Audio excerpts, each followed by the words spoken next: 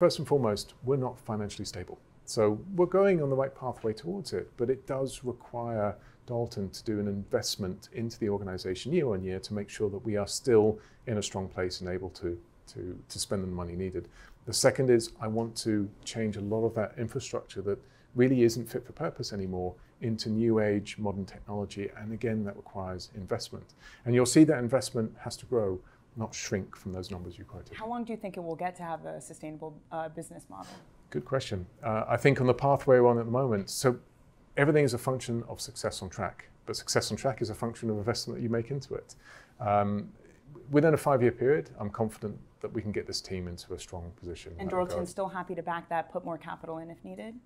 Absolutely. They're part of the journey and the dream. And more importantly to that, when I joined this journey, I was really clear on what we needed and what is required from them and what's required from me as a part of that journey. And we're committed to each other, so yes. And it's shown up in results. I mean, Williams going from back of the pack to solidly in the middle of the pack in your 12 months.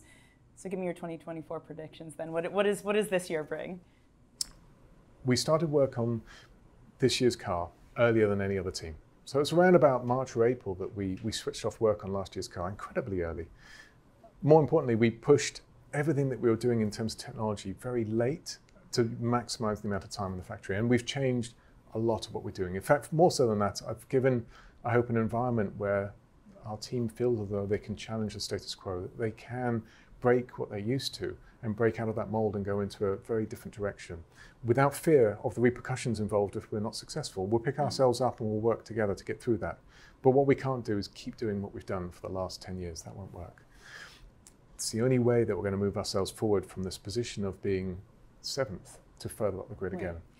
I mean, quickly though, James, because I could say, surely every team is doing that. Surely everyone wants to keep switching it up. Or do you think you're rare in that regard? Do you think some teams are staying too old, not adapting, not changing quick enough?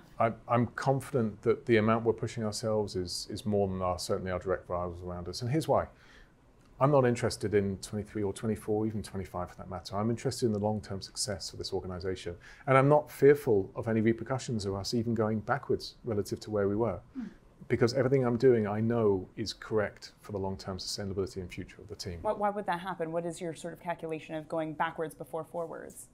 There are a number of elements that if they're not done correctly, so you can do short-term fixes that may produce a little bit of gain, but that's not what's going to help you. What you need to do is dig out really to the foundations and make sure that those are correct. If you put a sticky plaster over the top of it, you'll help yourself short-term, and you may even get a short-term result lead out of it. And then in 1 or 2 years, it will start to falter. Right.